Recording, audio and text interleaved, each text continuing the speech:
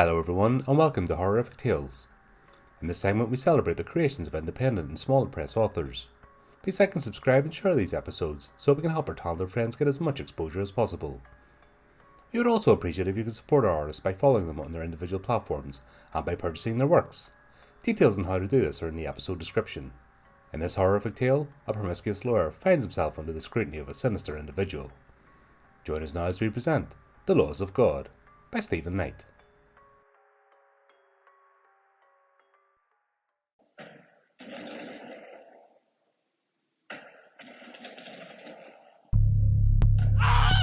There were screams.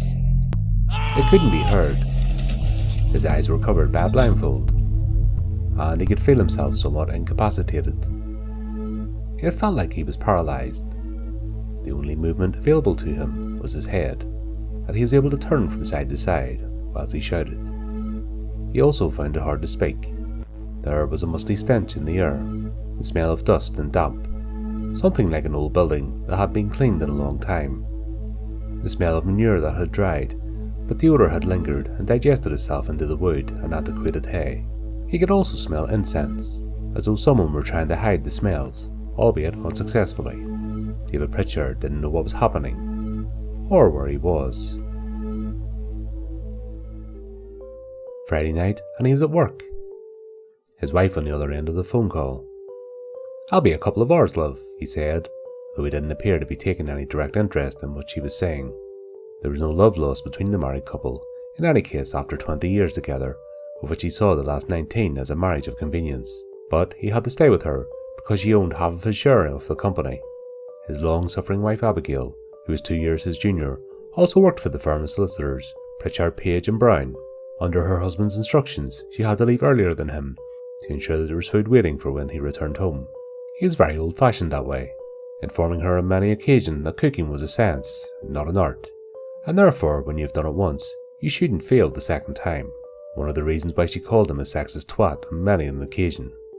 "It's Friday, darling. You can't have that much to do." David raised his eyebrows and rolled his eyes. "You seem to forget that I'm a solicitor. I'm on duty 24/7. I'll be home when I can." "Well, don't be late. There's nothing that can't wait. I don't want another meal wasted and put in the bin." For an older man of 49 years, he knew he was the boss. He could command what he wanted. He could control whoever he wanted, including those in his company who wanted to climb the ladder and get ahead in life, like his 22-year-old secretary. "Stick it in the freezer. You know I have a lot of cases on at the moment." His eyes lit up and a smile filled his face as he looked over at young Emma Davidson. He had closed the blinds both on the external windows and also her boss's office windows, which looked out to the open plan, although she knew everyone else had long gone. "Right, I'm going. Later," he said as he slammed the phone down, and then smiled at the long-legged beauty, indicating with a nod of his head for her to sit down on the leather sofa. He knew that the chances of him getting such a girl without the element of positional power was very remote. He wasn't the best-looking man, overweight, balding, and a body shape that made it look like he had been in too many dinners with clients. He walked around his desk, his eyes not moving from the girl. He could feel the hunger inside of him as he loosened his tie and started to unbutton his shirt. Within minutes, the two were near naked and adulterously clambering all over each other, tongues down each other's throats as far as they would go. Emma was sure that her boss suffered from halitosis. His breath always seemed to have a bad odour. She had to kiss him and tasted every foul stench. She was sure that others must have noticed it, but none as close as her. Maybe his wife if they ever kissed anymore, but Emma put up with it. It was worth the pay rise, the bonus, the gifts. Anything that she asked for she usually got. He couldn't say no. What she did know was that there was nothing romantic in the least with their liaisons. David Pritchard was getting from her what no doubt he wasn't getting from Abigail. She felt his weight on top of her, his fingers lifting up her short skirt and pulling her panties aside and pushing inside her. 1, 2, 3.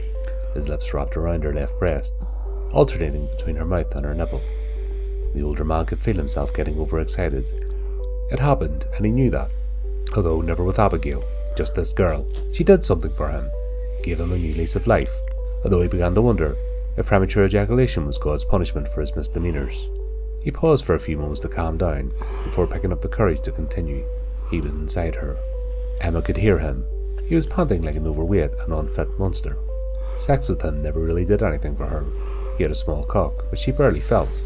and he never lasted long, but she had to put up with him ejaculating inside her because he never wore a condom. She knew that if things ever took a turn for the worst, she could always claim sexual harassment, or even rape. 5 minutes later, the both of them lay motionless on the sofa, and Emma had to listen to the heavy breathing from him as he struggled to regain his breath. The thought had crossed her mind of him having a heart attack whilst they were having sex. If that happened, just how would she get him off her? How would she explain it to the paramedics? She smiled at the thought as she reached over to her handbag and took out a pack of paper hankies and started to wipe herself between her legs. She stood up, as did he. "Here," the old man exclaimed as he pulled his trousers up and from his pocket took out his wallet. He opened it and took out a £20 note and threw it at her. "Get a taxi." Both of them continued to get dressed, trying to look as though nothing had happened, just in case one of the security guards passed and checked in the office. It was a quickie, although Emma felt that most of their sexual encounters always were. "Why don't you stay at mine one night?" She knew the answer. She knew that it was just sex. "You know that will never happen," he exclaimed with a serious look on his face, as he stared at her with utter disagreement and discontent. "I couldn't give a shit about the wife, but I can't lose my kids. That's why this can never get out. You're paid well to keep your mouth shut. Our liaisons are beneficial for the both of us." She nodded slowly, with an unsure look on her face. Emma wanted to say no more, but she knew that she couldn't. It would mean the end of her job and her financial security. She also knew that even though she did lose her job, the chances of finding a well-known solicitor for unfair dismissal gave the most remote chances of winning, so she would put up with it. "I'm off then," she said with a slightly nasty tone as she reached down for her handbag and headed over to the door. It was now routine. They fucked. She left. He went back to his wife. David watched her leave as he reknotted his tie around his neck and then picked up his jacket from the back of his chair. Grabbing his briefcase, he quickly checked around to see that nothing was out of place. Nothing was left behind. It was. That bitch had left her fucking knickers, he said to himself. Imagine if the wife had come into the office before him in the morning. He quietly picked them up from the floor, whilst continuing to tell himself that he hoped that her fucking vagina was as cold as she went home. He placed them into his desk drawer and locked it before heading over to the door. Minutes later, he was at the front desk. "Good night, Mr. Pritchard," the security guard manning the desk exclaimed as he saw David walk past him. The solicitor appeared to be in a world of his own as he headed out the door. He heard something, someone, and then realised just who had spoken to him. "Oh, yes," he said as he turned around. "I'm sorry, that was so rude. Lots on my mind. Good night." He pushed through the swing doors and headed to the left and over towards the car park. He pressed the button on his remote, and the boot of a silver Mercedes-Benz C-Class Saloon AMG Edition Midnight flicked open, ready for him to place his jacket and briefcase in. He had learned his lesson, not securing his case once before. He left it in the back seat of the car whilst he had gone to the superstore to get a bottle of wine, only to find it gone and the rear window smashed as some opportunist took advantage of his stupidity. So not anymore. He was suddenly alerted to the screech of tires from behind him, and he turned round to see just what idiot was boy racing in the company car park. His eyes widened in fear as the side door of the white van slid open abruptly, and someone dressed in black attire and wearing a black balaclava with only the eyes and mouth showing jumped out. Not giving him any chance to move, the couch was slammed in David's head. Instantly, he was out cold. He sailed through the unconscious body into the van, slid the door closed, and then rushed back through the gap into the driver's side. The van sped off. No one had seen them.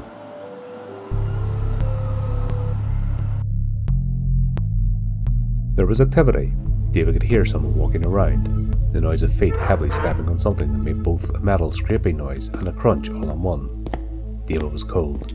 His head was hurting, but with his hands tied, spread out both left and right, he didn't have any chance of trying to find out just how bad his head wound was. He then realised why he was cold. He was naked. Where were his clothes? What was happening? "Hello?" he shouted out in a voice that escalated the pain in his head. With a softer voice he continued, "Is there anybody there?" He slowly moved his head left and right, trying his hardest to shift the blindfold by catching it on whatever was digging into the back of his head, but with little success. The first thought that was going through his head was that he had been taken by someone that his firm was defending. He had read that it happened before, but mostly in the London suburbs like Essex or Kent, not in Plymouth. "We can work this out," he added, although there was an element of fear now in his tone. There was no reply, but he could still hear someone slowly pacing around, circling him. "Please, let's talk about this. Is it money you want?" Whistling. Someone started whistling. David froze whilst he tried to listen. He tried to recognise the tune coming from the captor's shrilling. It rang a bell. "Hello! I know you're there. Why are you doing this?" The whistling turned into a hum. The voice, he couldn't make out if it was male or female. The hum, it was a hymn. David had sang it with the congregation of the church that he and his wife attended every Sunday. All that we were, our sin, our guilt. He tried to think of the words of the hymn. Sin, guilt, death. The clue was in the title. All that we were. Past tense. David panicked. "What's happening?" he shouted frantically. "What are you going to do?" David knew that the unknown entity was now stood behind him, on his left-hand side. He suddenly felt something pressing into his wrist. Something sharp. He tried to wriggle free, not realizing what was about to happen, but in all his intelligence was guessing. He heard the breathing of his captor, a deep breath inwards. Then, without warning, there was a clunk, followed by a harrowing pain in his wrist. David screamed. "Ah! Ah!" The man started to cry and panic even more. Fear filled his soul. He tried to wriggle free even more, but the rope around his hands, feet, and around his waist prevented him from doing so. He felt the same sharp pricking on his right wrist. Once again he preempted what was about to happen, and screamed out in panic. "Ah! Ah! No! No! No!" Too late. The metal-on-metal sound forced the sharp object into his right wrist, making the victim scream out even louder in pain, hoping that someone, somewhere would hear his cries. "Help me! Help me, please! Help me!" The footsteps crunched on the ground as the aggressor moved around the shrieking man. His feet, no, his tied feet crossed at the ankles. Surely. Too late. The excruciating pain continued as another sharp piece was driven into both feet. "Please, please." The disabled victim pleaded in between cries and screams. Tears of pain filled his face. He could hear the voice alternating between the whistle and the hum of the same tune, and getting louder as if the attacker were trying to block out the screams. Please, please, no." David Pritchard felt movement at his side. His body attached to whatever it was being lifted into the air, although his feet appeared to stay near the ground. He was on his side, and then, in a spate of anger, fell face first onto the stony ground. The impact hurt him even more as he felt bones crack, his nose squashed. It was like he had fallen from a height face down. He screamed out with the additional pain and started sobbing, although his latest painful cries were muffled as his lips and tongue tasted the dirty moisture on the ground. A car engine started. There was a noise that sounded like a winch pulling. He was being pulled backwards and upright. The thought crossed his mind. His arms wide pointed out either side, his feet crossed and nailed down. It was a cross.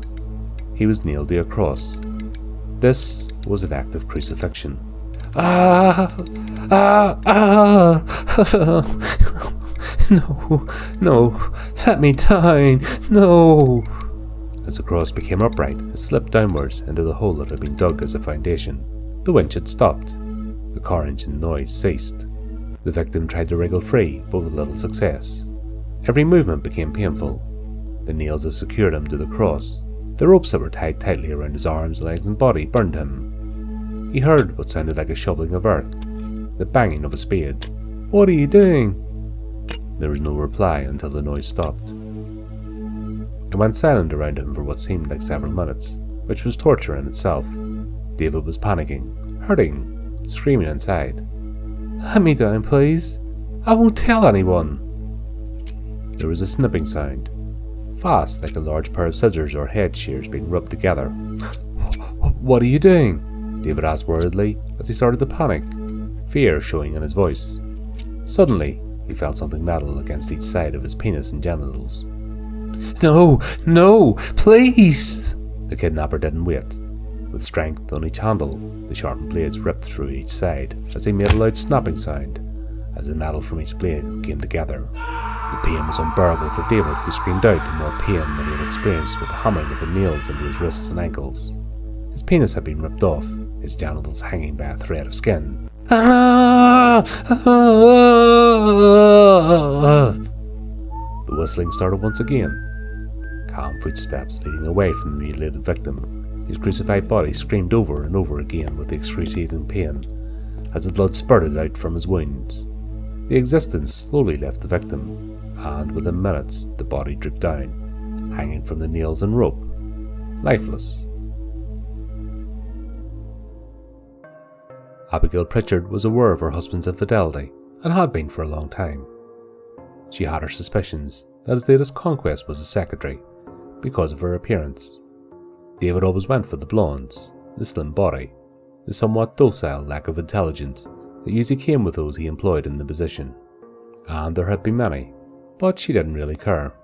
Their marriage had been sexless for years, and she had the opinion that if you couldn't beat them, join them. She had never been unfaithful to him, but it didn't hurt to look. The young men that passed the office, that she could see from the window, some of her own employees, the interns who had joined them straight out of university, the body beautiful guys down at their health club, whom she used to joke with herself were probably gay. Now for her age, 47, she wasn't bad looking.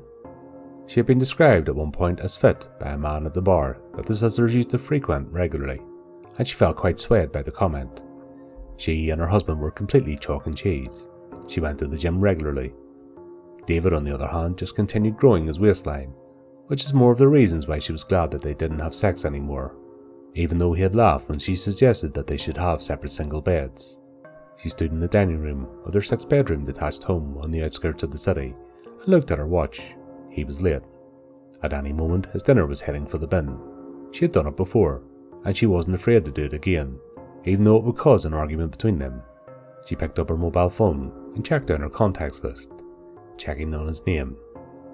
It went straight to voicemail. It was something it always did when he was fucking one of his dolly birds. She walked back into the kitchen area. "Fuck it," she said to herself as she picked up his dinner plate and with her foot pressed down on the pedal of the kitchen waste bin. She didn't hesitate as she scraped the contents of the plate downwards before releasing her foothold. She then threw the plate back down onto the worktop and walked over to the refrigerator, took out an open bottle of wine, grabbed her glass and filled it to the brim. "Cheers, bastard." It was the middle of the night, or early in the morning, whichever way you looked at it. She had put herself to bed, fed up with waiting, fed up with her husband's mobile going straight to voicemail. Plus the wine didn't help as it started to make her lightheaded and tired. Her mobile rang. At first she didn't want to answer it, thinking that it was probably her adulterous husband who had finished with whatever tart he was with, and with an excuse for having to work late, was on his way home, but she looked at the display. "Hello?" she said in her tired voice, thinking that it had better be worth it, at 3:10 in the morning. "Hello, Mrs. Pritchard? It's Martin on security."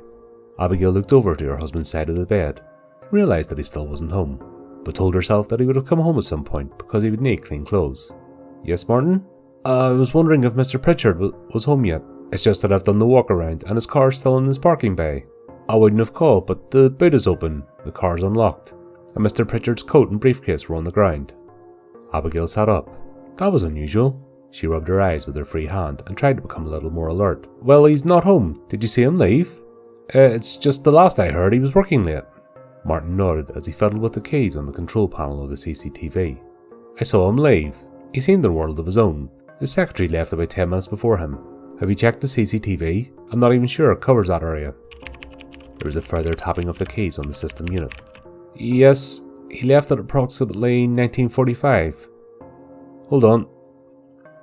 Martin tapped a few more keys. "Yes, I have him in the car park." He didn't like what he saw. The camera had the view of the rear of the car. He saw David walking over and the boot opening, but then the view was blocked by the van that had screeched to a halt behind it. Moments later, the van sped off. Abigail's husband was nowhere to be seen. The car was left exactly how Martin had found it. Boot open. "Mrs. Pritchard, I think I'd better call the police. I think your husband may have been taken." The worried woman threw her legs over the side of the bed and put her feet on the ground. "Taken? What do you mean, taken?" "The CCTV shows a van speeding up behind him, and then Mr. Pritchard isn't anywhere to be seen." "Okay, call the police. I'm on my way." An hour had passed. She raced towards the office. Okay, she didn't exactly agree with his infidelity. I knew that their marriage was on the rocks a long time ago, but she wasn't that much of a bitch that she would see him or anyone else come to harm. As she turned into the no-through road, she saw the blue flashing lights. She was stopped by 2 uniformed officers holding up their hands. There was a cordon tape across the road. One of the officers indicated for her to park at the side. She lowered the window. "It's my husband that has been reported as missing. I'm Abigail Pritchard." The young officer looked at the lady. "Just hold on there for me," he said as he looked around for his sergeant. Dave Crawford had already seen the car arriving with a female at the wheel, and guessed that it might be the wife of the abducted man. "Thank you, PC Gibb," he said as he approached the car. Mrs. Pritchard, is it? Yes, that's right, she replied as she stepped out of the car. Sergeant Crawford, he said as he introduced himself to the worried woman. Would you like to follow me? What's happening, Sergeant? Crawford opened the door to the offices and showed Abigail in before following her inside the foyer. We suspect that your husband may have been abducted as he approached his car last night. The security guard, Martin Haswell, was showing the images of two uniformed officers behind the desk when he noticed the lady coming towards them. Hello, Mrs. Pritchard. Martin, can you show me the CCTV? She said as she walked around the operational side of the front reception, closely followed by Crawford. Sure. He clicked the buttons to replay the video once more, as Sergeant Peyton, PC Parker, and Sergeant Crawford joined Abigail in looking at the images. You can see Mr. Pritchard approaching his car, and then this, the white van. The next thing we know, he is gone. Crawford looked at his fellow ranked officer. Did we get any number plate recognition, Bran? He inquired importantly. White Transit, reported as stolen 2 nights ago from a James Cox in Kettletown. He delivers parcels for Amazon in Every. Registration, Charlie Juliet 53, Echo Echo Kilo. Peyton looked up at Crawford. We have an alert on the NPR for that plate. Abigail stared at the video on the screen. Oh my god! She raised both hands to her face as she started to become frantic with worry. I've alerted CID, Crawford exclaimed as he looked down at the screen once more. DI Camp and his team are on the way now. We can't even get an ID on the driver as he arrives, all dressed in black by the looks of it. Sergeant Crawford shook his head. I'm sure DC Murphy will be able to work his magic on it. He looked at the frantic wife. Shall we go over and sit down? He asked as he nodded towards the sofas in the reception area. Abigail Pritchard nodded and then followed the sergeant around the desk. As she reached the rest area, which was normally used when clients and visitors were waiting to be collected for their appointments, she sat down. Who could have done this? Sergeant Crawford sat in the chair to the right-hand side of the sofa. I was hoping that you may be able to shed some light on that. In what way? Give us a heads up on any enemies, Crawford inquired, although he knew that deep down inside, as a solicitor to some of the top criminals in the counties of Devon and Cornwall, he probably had many. How long have you got? She looked at him in trepidation. But even though I'd love to give you names, Sergeant, you know that I can't. Client confidentiality and all that. She shook her head with a sense of deep worry, her voice trembling as much as her body was. Just one thing. I guess that your husband didn't come home last night. Did it not cross your mind that something may have happened? He watched her shake her head. It's not the first time he wouldn't have come home. I thought it may have had something to do with him fucking everything in his skirt that moved, including his latest secretary. It appears she was here with him until just before he left. That's a start, Crawford replied as he took his notebook out of his top pocket. Do you have a name and address? The woman closed her eyes as though she were trying to remember. Under the circumstances, she found it hard to concentrate on anything. Yes, it's Emma. Emma Davidson. Her eyes started filling with tears of worry for the whereabouts of her husband. I don't know her address off the top of my head, but personnel will have it. Crawford paused while he thought of how he was going to get around finding out about possible suspects, who may be either clients or enemies of the clients. I guess I would need a warrant to get any confidential information then, Mrs. Pritchard. She nodded back at him. It's for the best and in the interest of the company, even though I'd love to give you names here and now if it meant that you could find David. He looked out of the window and, in the street lamp-lit building driveway, noticed 2 cars arriving. CID pool cars, he thought to himself. He watched Dave Camp get out of the passenger side of the lead car. Excuse me a moment, Crawford said as he stood up while still looking outside. No problem, she replied, as she rubbed her forehead with her hand and then grabbed her handbag. As she opened it, she searched through for some paracetamol. She could feel a headache coming on. D.A. Camp walked into the entrance using the revolving doors. The thought went through his childish mind of running around in them just like he did when he was younger, but he knew that his professionalism at the current moment in time restricted his actions, however much he wanted to. He looked at the approaching uniformed officer. What have you got for me, Dave? Possible abduction. Victim's name is David Pritchard, solicitor, age 49. Last seen by the security guard there at approximately 1945 hours, he said as he nodded in the direction of Martin Haswell. When the security check of the car park area was done at 0300, Mr. Pritchard's car was found. Upon checking the CCTV, it showed the possible abduction. The DA looked over at Abigail, who he had noticed Sergeant Crawford speaking to as he arrived. Is that the wife? Crawford nodded. She was contacted by the security guard, name of Martin Haswell, when he found the car. She didn't suspect anything when he didn't come home? Touchy subject. He was here with his secretary. Wife has indicated that they may be having an affair. D.A. Camp looked awkwardly at the moment. Oh, I see. He swept back his suit and put his hands on his hips. Anything else? Suspects. Client confidentiality. She won't give out names of the clients that may have had cause to abduct her husband. Crawford looked back over at the reception desk and nodded. Maybe best if you look at the CCTV before speaking to her, Gov. Yeah, I will. I seem to recognise her from somewhere, Camp exclaimed as he stared over at Abigail. Pritchard, Page and Brown. David Crawford smirked. You should know them well. They tend to have a client base in most of the criminal fraternity. They represented the Breslin gangs years ago, if you remember. David Pritchard's team of barristers ensured that Darren Breslin received short sentence for the attempted murder of Andrew Terrell. He clicked his fingers. Yes, I remember being told about that.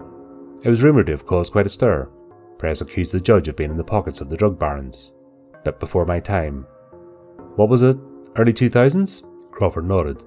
This firm of solicitors is also suspected of knowing the whereabouts of Stephen Jeffries. Camp looked at him as though he were trying to remember something important.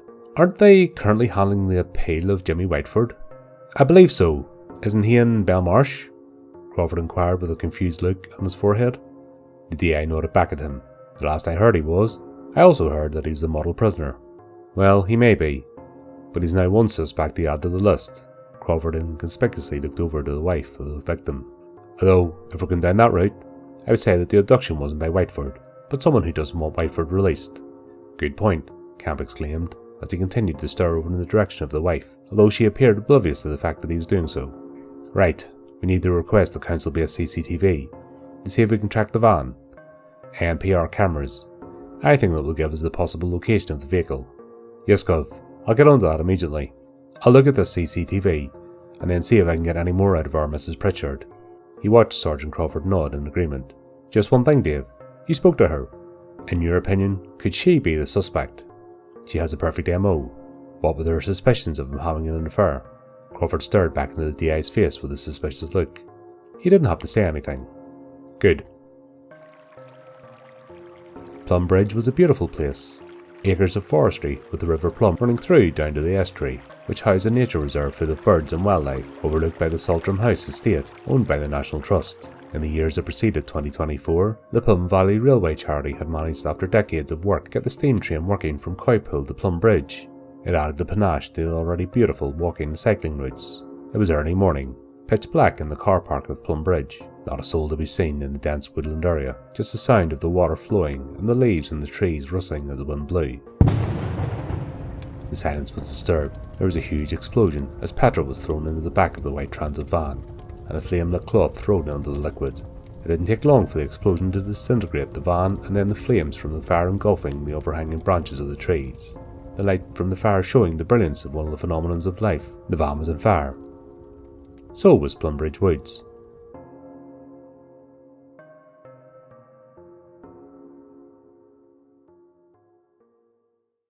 Well, we hope that you enjoyed our latest horrific tale. If you want to keep up to date with future episodes, then subscribe to our email list for our weekly newsletter. You can also give the channel support by visiting our merchandise store or using the affiliate links in the episode description. We would also appreciate it if you took a moment to support our contributor artists who very kindly lend their talents to this show. Check out the links in the description to see how you can do this. Well, that just leaves me to say, until next time my friends, keep it creepy, keep it horrific.